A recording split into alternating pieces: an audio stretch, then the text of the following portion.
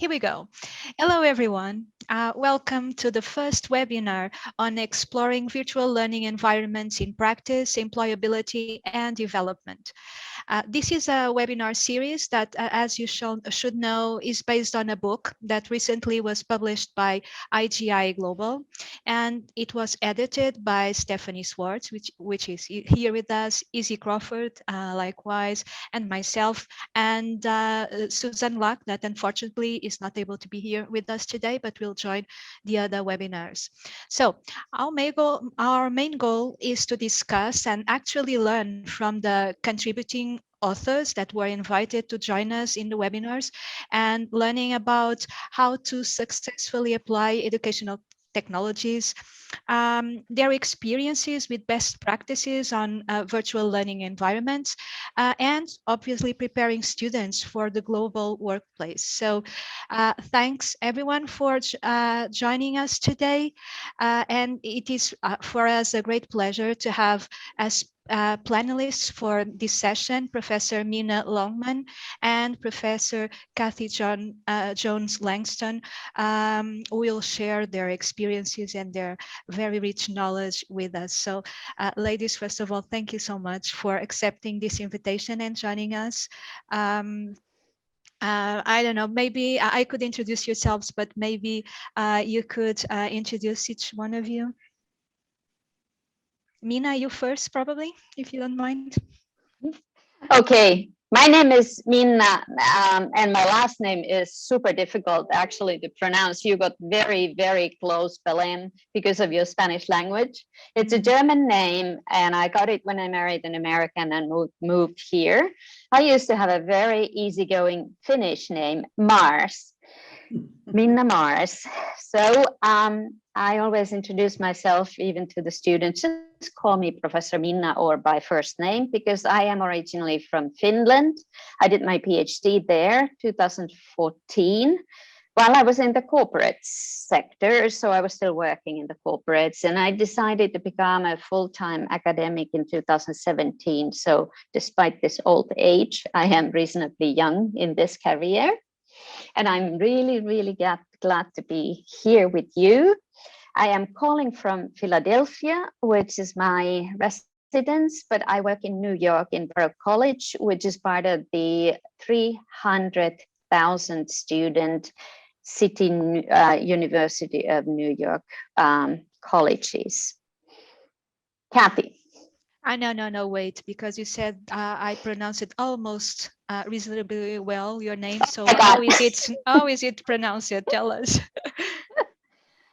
I can't pronounce it the way he does. He pronounces it Logaman, something like Logaman. Oh, Logaman. So it sounds really nice. Thank you. Kathy. You are muted, Kathy. Sorry. I'm so used to being the person talking online as the professor, so I'm never on mute. But anyway, I'm calling in from Columbia, South Carolina. I am Kathy Langston. And a little bit of my background, my husband was in the United States Navy, so we've moved every 2 years to 3 years across his 36-year career, of which I was part of the last 26 years. And so I have taught at a lot of schools. I've taught different topics. Currently, I grew up in South Carolina and we ended up back in South Carolina somehow, not by intent. But I received a master's degree from East Carolina University in North Carolina. And I was dealing with technical and professional writing.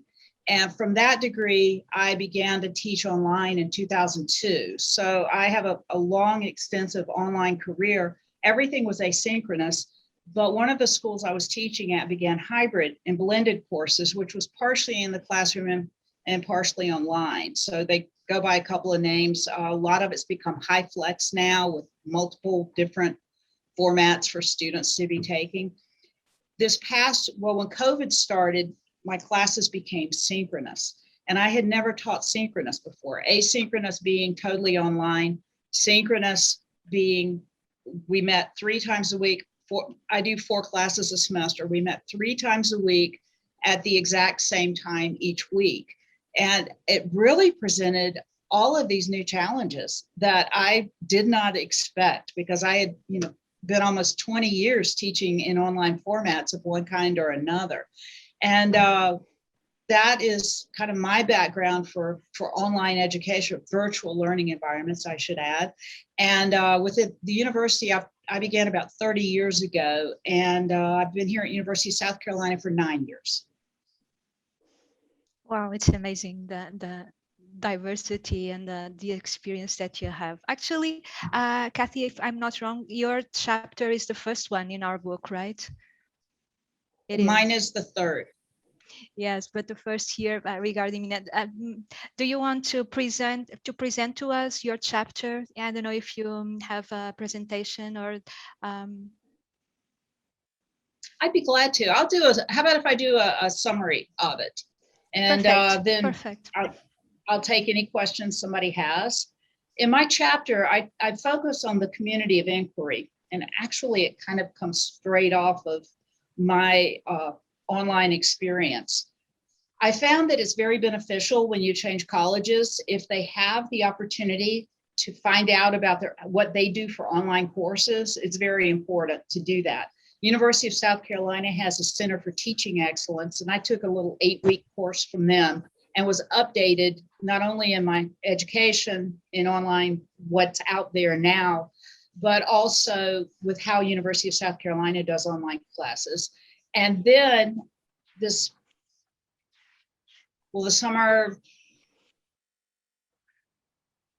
of 2020, I'm sorry, I'm so confused with years because of COVID.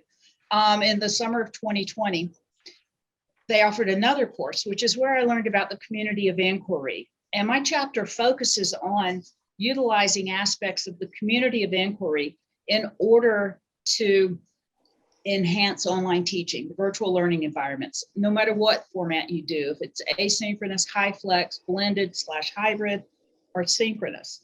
And the community of inquiry is actually, because you look at it and you're like, well, that makes a whole lot of sense, and that's what I do anyway. But what it focuses on is the metacognitive process, so you're more aware of how you're creating courses so that you're focused on 3 different aspects. The teaching presence, which is the foundational part of the course itself, but you're also making sure that as you take the cognitive presence, you're including a social presence for students. The cognitive presence is basically the material and knowledge you want students to learn. And the social presence is so much more important now because at my university, most of the students are here not to be in online courses, but to be in face-to-face classes. And we have had just some tremendous mental health issues going on with students due to this social presence missing. So using the metacognitive process, thinking about how you are preparing the course, how you follow its development as you move through it, is essential to being able to create effective online courses. And that's what I go into within the chapter. And I also then at the end have a table that presents different thoughts to have, different things to focus on. For example, something that I hadn't given that much thought to until I began to study, and again, almost 20 years of experience.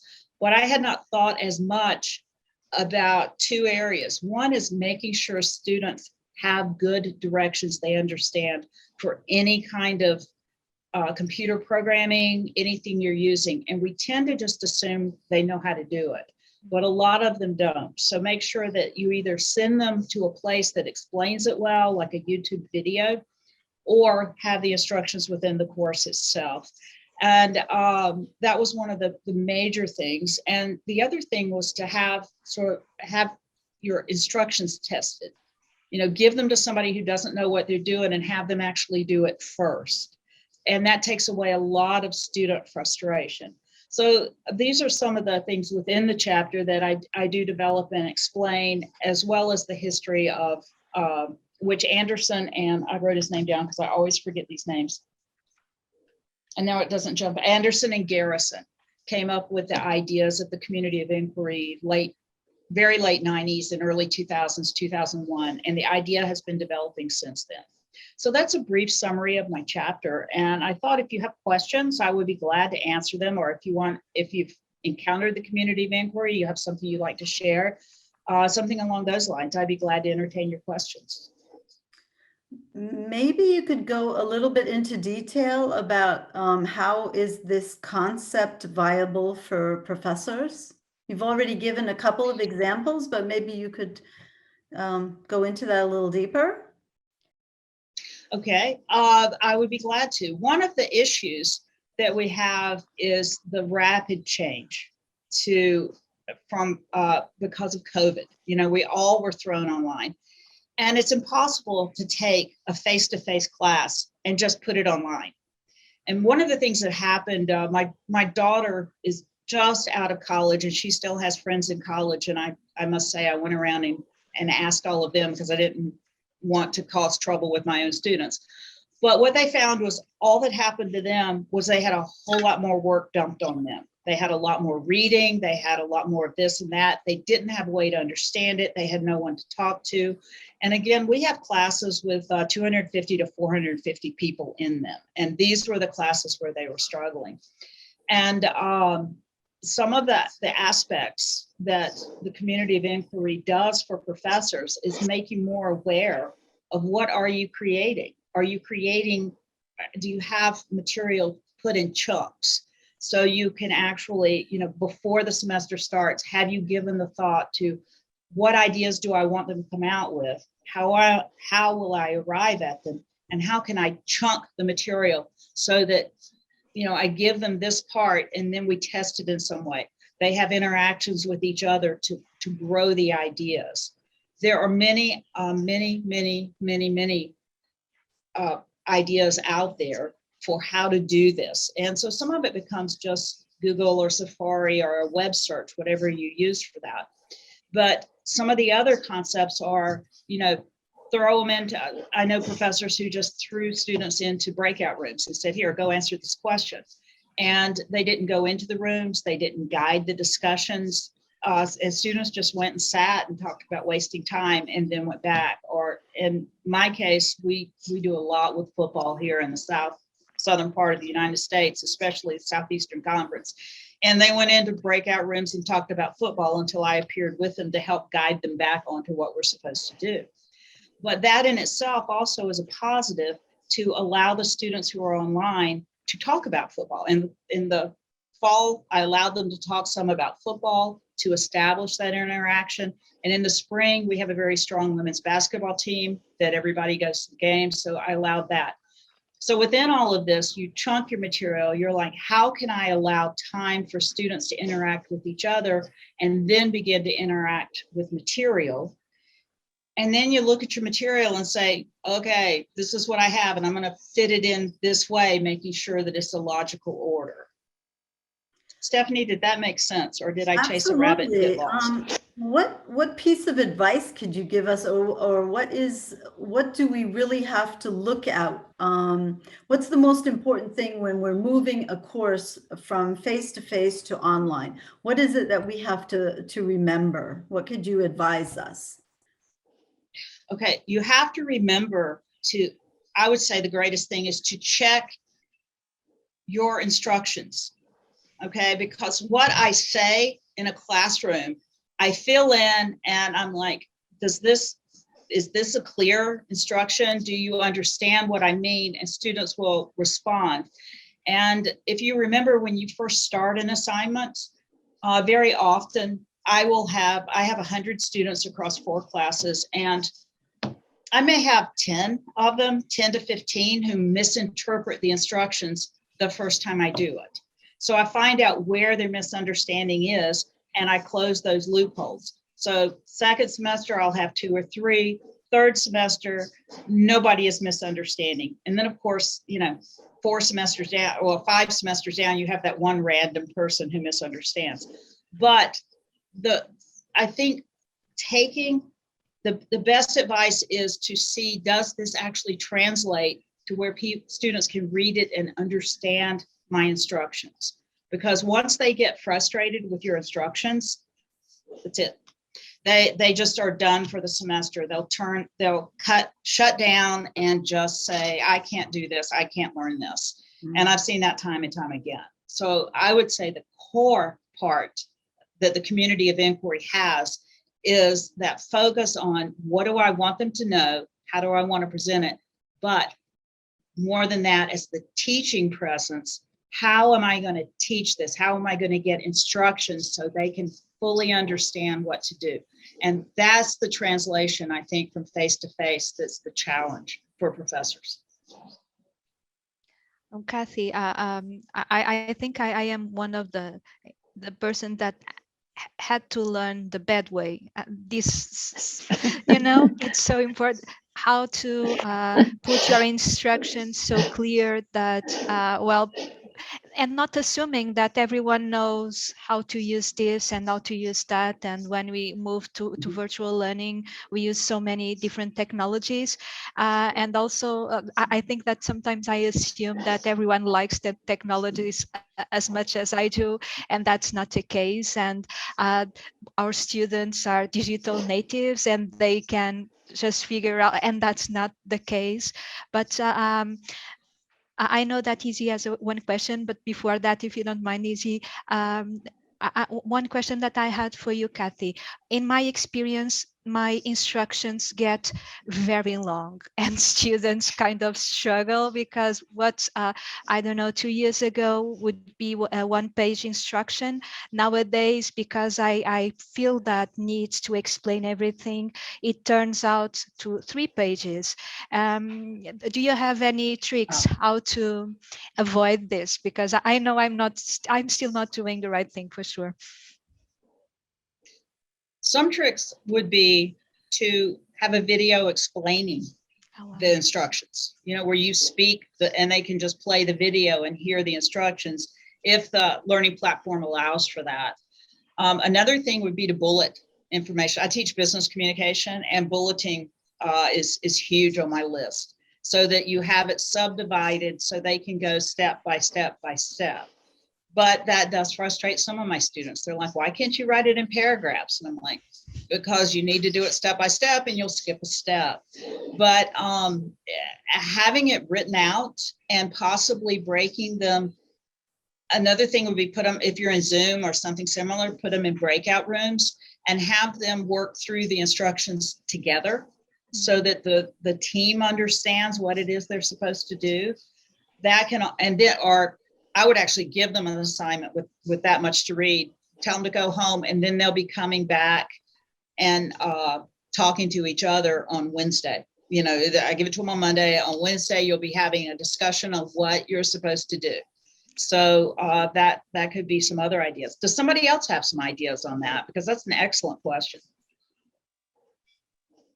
Yeah, first I'll say thank you so much. This is really interesting and helpful advice that you're giving on how to go about doing this. And just picking up on the technology question a little bit, you mentioned that there's the cognitive and the social learning outcomes, and it's important to take the sort of meta view of both of those. And I wondered, in looking into the future, if there were any particular types of technology that you would think could be quite helpful in terms of developing those social outcomes. I'm thinking in particular about things like the Metaverse, which Facebook have been talking about a lot recently, and immersive technology, virtual classrooms where we're all physically there with our avatars. Do you see any room for using that kind of technology with this? Yeah, of course there's room for that, but at the same time, an avatar is not you, so there's a gap. And interestingly, my class had a discussion on the Metaverse concept, and my students are, they're like 19 to 21, and well over half the class had serious misgivings about moving online at that level where you are just an avatar. Now, I have a couple of gamers in my classes, and they were like, nah, this is cool. This is what you want. But, my average student is like, I'm not sure about living as an avatar. I don't know that I want to. So it's something culturally that's going to have to catch on.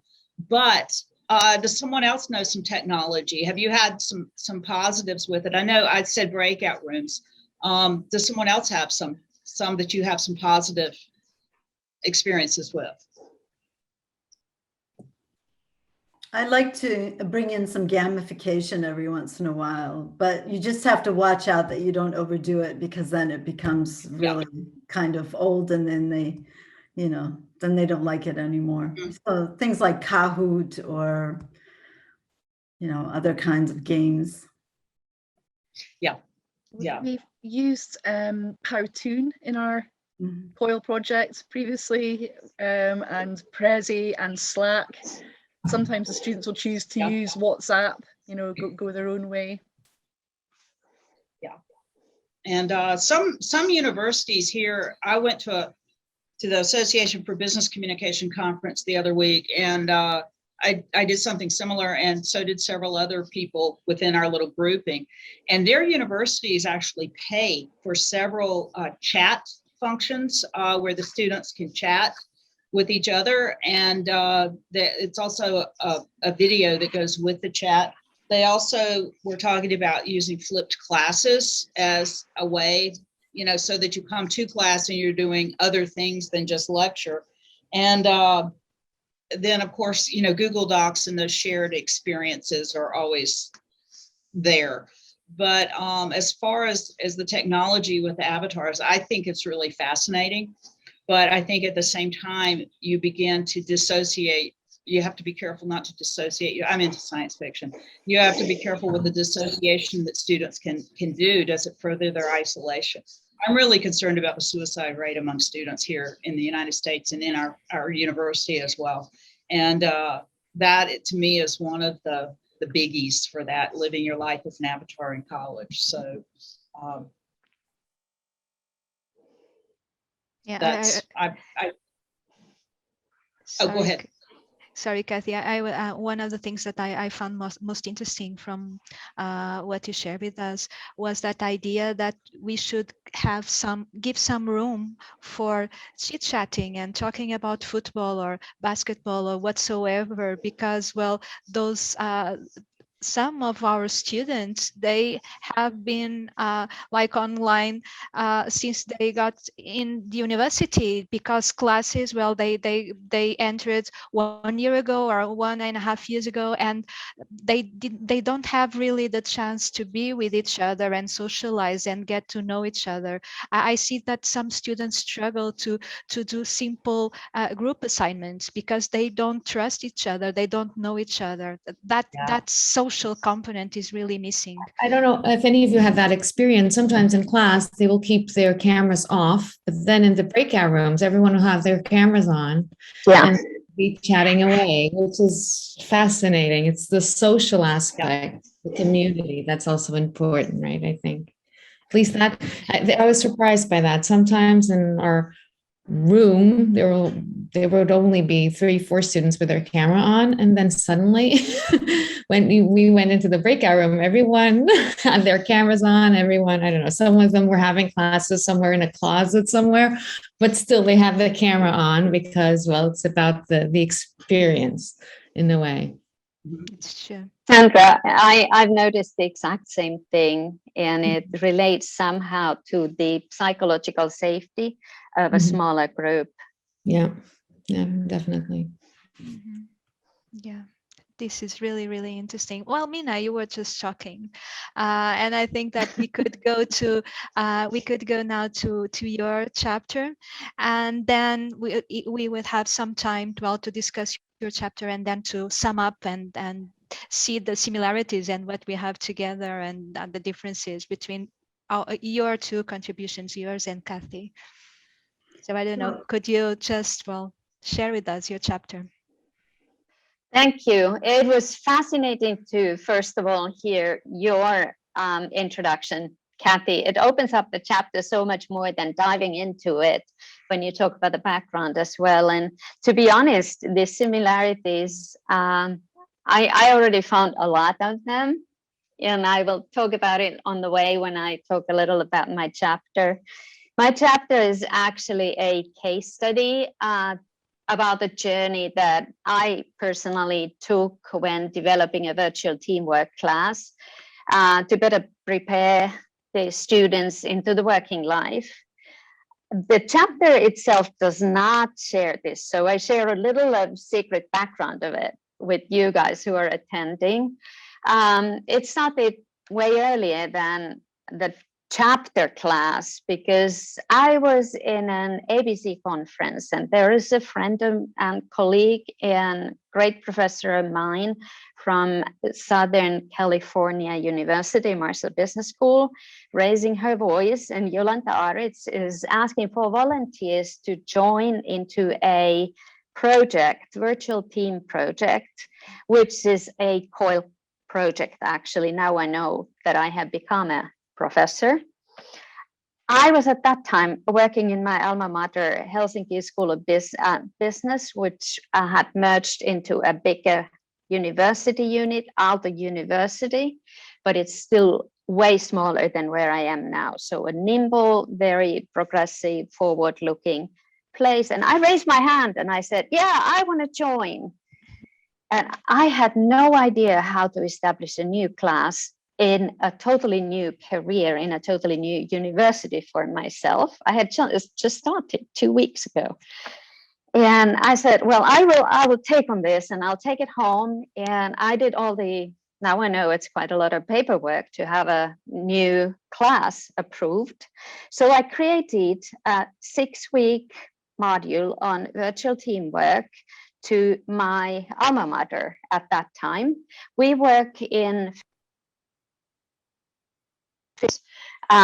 all school levels. So we adjusted the original a little shorter, and we still work in 6-week modules in this COIL element, actually from that time. It was 2015. So I taught it for a couple of years there, and then I moved to the US and I actually imported the idea with me. But hello, here we work in 14-week terms, and that meant a lot of adjusting for that classwork. So it started forming into the shape what I'm describing in my chapter, so that it is a 14-week class with an element of collaborative, online, international learning, COIL, about in the middle of it. And that's how Miguel and Stephanie, actually, we know each other because we participate in the same global element. And the class in the US format, in 14-week format, consists now of 4 weeks of preparing the students, which I call weeks 1 to 4 block, creating knowledge about virtual teamwork and team leadership. And then they step into this COIL element. Every student in all classes are allocated to an international team, and all the other team members are unknown people, unknown students from other universities globally, from Hawaii to India at the moment. They work together on a real business case and they come out with a solution. And then the last weeks, so usually 11 to 14, they are spent in analyzing the experience and learning in reflective activities. And the book chapter is actually the story how to build this kind of a class and also make it scalable so that you can do these 3 different elements, Legos, the preparing, the COIL element, and then the analyzing on top of each other if you only have 6 weeks like I did in Helsinki. So I'm telling everybody in the chapter that's well possible. So I just wanted to share what I have learned in very practical terms so that someone else can take a bit of shortcuts and master straight away in many dimensions that I needed to learn by doing my own mistakes. Instructions was one of them. Thank you so much, Kathy. And I have ended up using a lot of technology around me because I seem to be doomed to failing in very precise instructions for the rest of my life. So we do use in this class in the learning infrastructure as technology, not only the learning management system, which is in that Blackboard, and in the COIL element, the students work, usually nowadays they work on Slack, which is very similar to MS Microsoft Teams, actually. And on top of those, I use as a back channel something that was already mentioned, a chat tool, WhatsApp, which works across international borders. And most of Baruch students actually know and use WhatsApp because they have heavily multicultural background. So many of my students come from immigrant families or from a family where one parent is from another nation and the other one is from others, and they are used to dealing with family members around the globe. So that's the starting point. Could I pick up on that and ask you to explain what you mean by disciplinary knowledge in your chapter? That is what you refer to. What do you exactly mean by that, and what role does it play in your class? Thank you, Stephanie. Great question. When I started putting together this first virtual team class, I only had a heavyweight practitioner background in leading and being part of virtual teams since early 2000s in multinational corporations. So obviously I had no academic background. And already for the first class, I needed to back up the content with diving into a new stream of literature, virtual team research. And luckily in my university, at Aalto University, there was a section, there was a whole department in depth interested in that, publishing a lot in that, so it made it easy. And it also opened up the whole new research area for myself. So I became a virtual team researcher while doing this class, a little like upside down. And what I mean with the disciplinary knowledge is exactly this research in virtual teams, which is a very heavy, very firm theoretical foundation for everything what we do, from the methods, how the class is run, to what the students do, and of course what I teach to the students about virtual teams. So I call it the learning infrastructure in this class, which builds on this disciplinary knowledge, meaning that both the communication infrastructure applies a lot what you can learn about virtual teams in the most recent literature, and also the learning methods built on the virtual team literature. So it is the methodological philosophy of the class, how I built it, is very much social constructivism, believing in building knowledge together in teams. So it is a flipped class. I have the students work to build the knowledge, and the classroom is used for the shared team activities, not only on the COIL element, but also in the classroom classes, which have been now since COVID, pretty much like Zoom classes. So they work a lot in breakout rooms. Yes.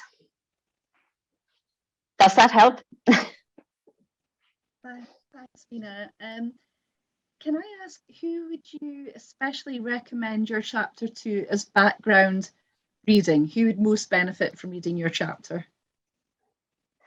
I've almost say that anyone who wants to build a class, obviously on teaching students something about the digital global workplace, like many of the organizations are today, and benefiting of this model in embedding it in different disciplines. Just like in our VPP, the COIL element, we do have faculty representing very many different disciplines. Some are business communication faculty, some are management faculty, some are organizational scholars, and the students come also from different backgrounds, of course, having business majors or communication majors. So this is a concept that can be used as a framework for teaching virtual team skills in different disciplines, and the actual topic can be from that discipline itself. Thank you. That's great. Yes, Kathy, you're raising muted. Yeah, I realized that after I clicked and it didn't unmute. I'm just curious. We are back in the classroom this year. Is anybody else? Have you returned to the classroom, or is everyone else still online? I'm full seated. 100% all students in class, and Yeah, I went for not for long, like for 2 weeks, and I just, well, a side note, I'm working at a new university for 6 months now, so I arrived to the class with all the students there, and I said, wow, this is my first time in this university with all my students. And you know what they answered? It's our first time too, and we are here for 2 years now. I have a similar situation. Yeah. I'm meeting students that I have been teaching for 2 years, and we never met, and we're looking at each other like, oh, you're so small. Oh, you're so tall. That's really what we are living now, right? So it's all about the context. Sometimes it's even stranger than that, because we can actually online, we can actually see their faces. And here, at least in Portugal, we still have the mask mandate. So at school, we are all wearing masks. So we actually know their faces from the online settings, not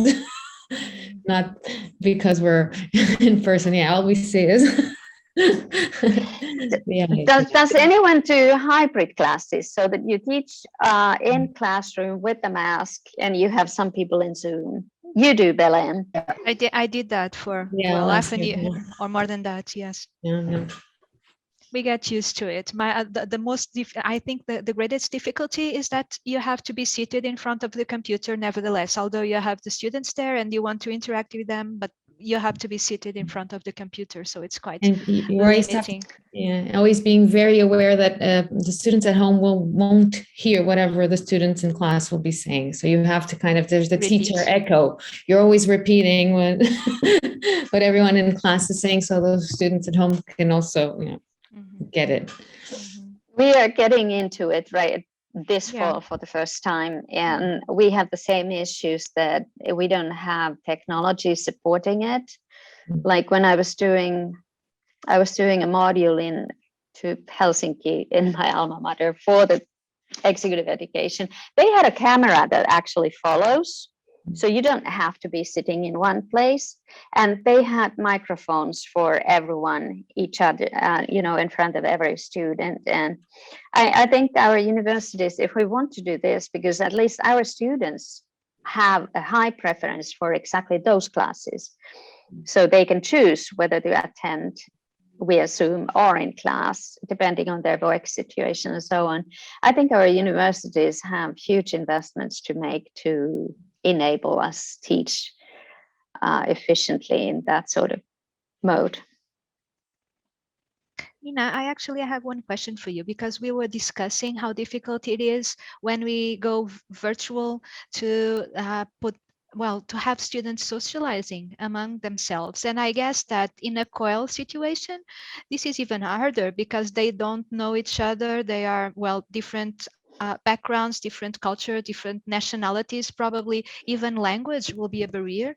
So do you have any suggestions? What do you recommend in order to make them socialize and really enjoy being together?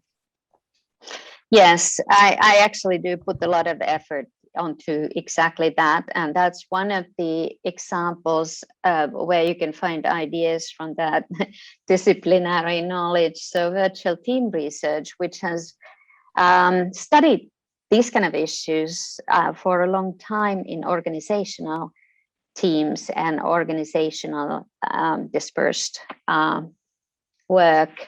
So I do teach tricks to do it.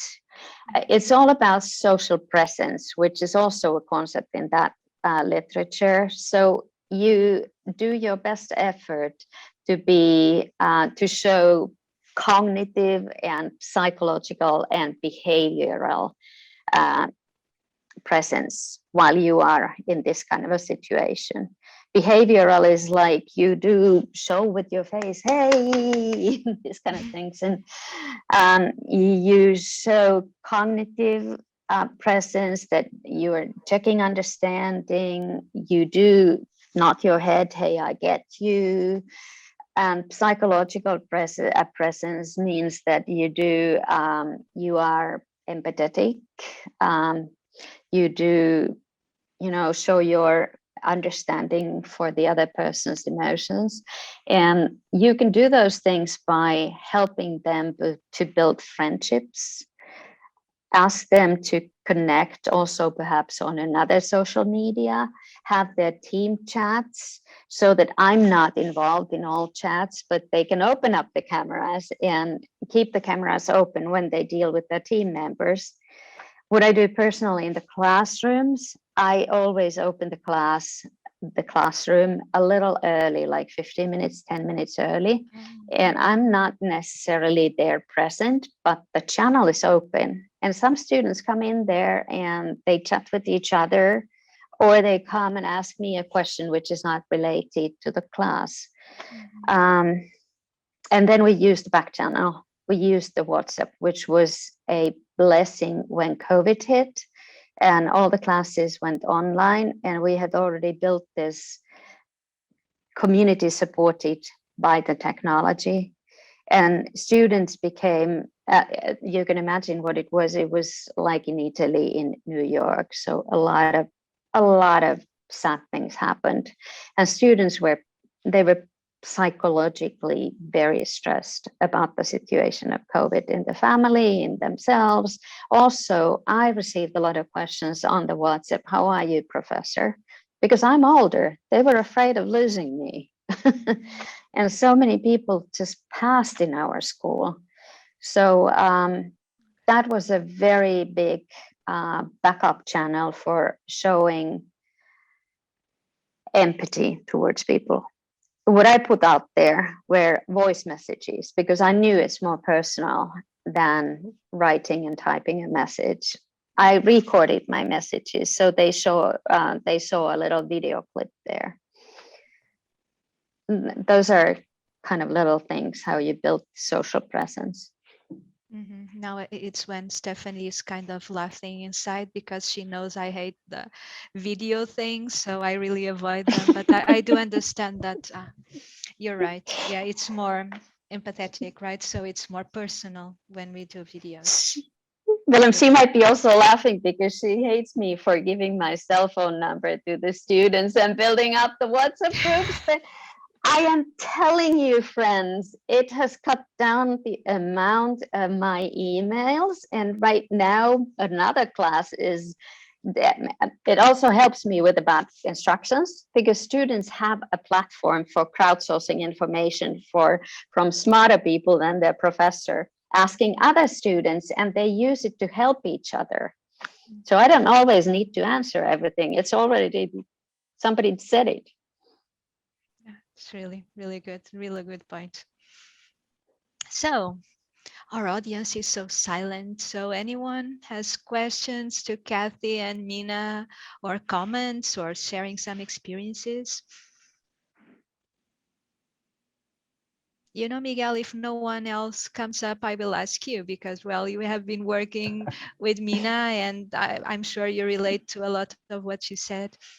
Yeah, I just want to say thank you, both of you, because all your ideas, I'm looking forward to reading the whole book and the whole chapters, because probably I will have a better knowledge of the content, but certainly everything you have said, the tips, okay, and any suggestion to improve. I was just taking notes from Kathy the idea of explaining well the instructions. And this seems to be so silly that sometimes we don't think about it and we take it for granted, and we expect our students to know exactly what we know. And this is not true, because we have another background, we have another, other ideas, and so on and so forth. And what Mina says about this kind of social presence, I think it's fundamental, and it's something that is always going in my mind, but either I don't have time to prepare it, or I don't pay so much attention. And I think this is something very important. I have the feeling, at least from my students here in Spain, working in the VVP project, that they do not socialize. They do not consider this aspect, okay, as something relevant. Even if when we teach them how to deal with business meetings, we tell them that socializing is part of the business meeting. Okay, either before the meeting, during the meeting, after the meeting, and so on and so forth. But they don't put it in practice. And now I have a few ideas to bear them in mind, and let's see if next VVP project we can implement them. So thank you very much, both of you. I think maybe that's the point where I can offer you an early Nikolaus present. I don't know if you guys have Nikolaus. In Germany, it's the 6th of December. And you put, candy and nuts and stuff in the children's shoes.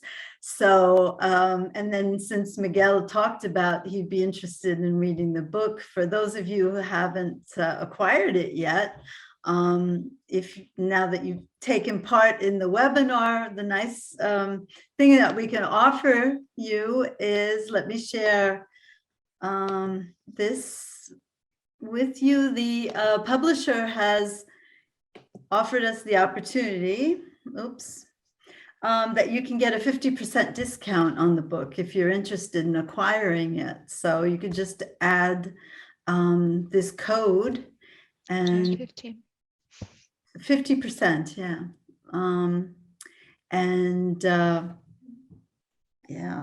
If you have questions or it doesn't work, then just get back in touch with me. Of course, they refer to other books that they have available.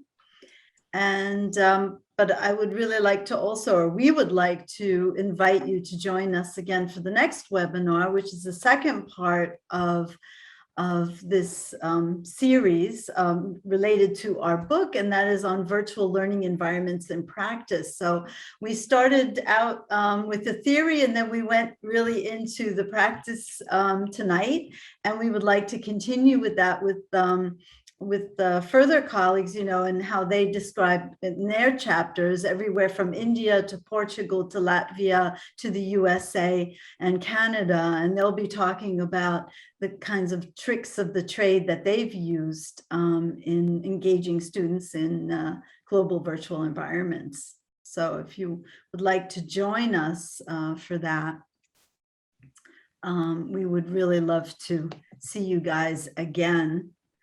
I'm sure that Sandra will join us.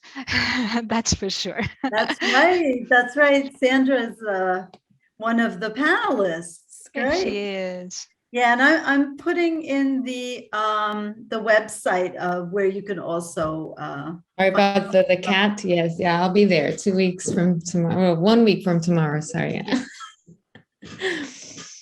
Yeah, awesome. So was that enough time for you to get the QR code and so in case it didn't work or whatever, just reach out to us. Thank you. Yeah, so Okay. then, Bella, would you like to make some final words? Well, I'm too emotional, but I will say exactly how I feel it. I think this is really amazing. We all have been teaching for a few years, some many years, others, just 1 decade or so. But I think it's very clear in the past few years, we need to learn more, we need to adapt, and we need to find better ways to succeed. And things are really, really challenging. And sometimes it's things like, how to interact and how to, well, Kathy, I'm really impressed, because that's really a need for me, how to put instructions very clear and how to learn about this, and having new ideas on how to include global perspectives in class, and things like what Mina showed us. So COIL activities, which I must say I really love, and I look forward to do it again. But well, it's really a very good experience, and I think it's just as Mina said, if we can get the opportunity to read or hear about the experience of someone and learn from her successes and avoid some mistakes, that learning by doing, it's like inevitable. This is really great. I was not that well. I was lucky to have someone that knew more than me when I started COIL, but well, we have learned a lot from session to session, and I think that your chapter is really strong to that point, because even someone that has never tried it could easily put up with something, because you do like this step-by-step process how to do it. So this is really great. And obviously, at least for me, my idea is like, I have to try this tomorrow, and I have to try also this kind of technology and this kind of approach, because well, we are struggling and we need to be creative, and we need to be a step forward to be able to do something. So I don't know if the audience wants to use this final opportunity to put some questions on the table for Mina and for Kathy. Well, if not, then we'd like to thank you all for joining us this evening, or this afternoon, or for some of us. And yeah, we hope to see you at the next webinar. And yeah, take care of yourselves and stay healthy. Thank you so much for joining. Thank you. Thank you, everybody. See you next webinar. Thanks.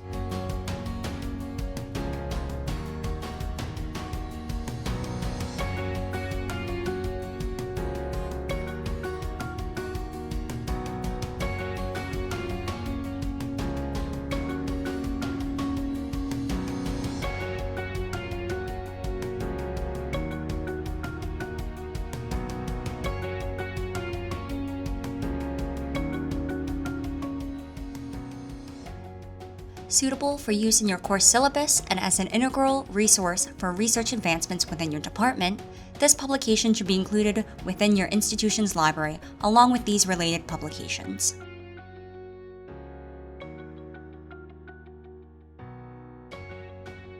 Offered in print, ebook, and print plus ebook, and as a part of IGI Global's ebook collection, this publication is available through IGI Global's online bookstore, as well as many other major booksellers and platforms, including EBSCOhost, Gobi, ProQuest, and Oasis. Purchase or recommend this title to your library today.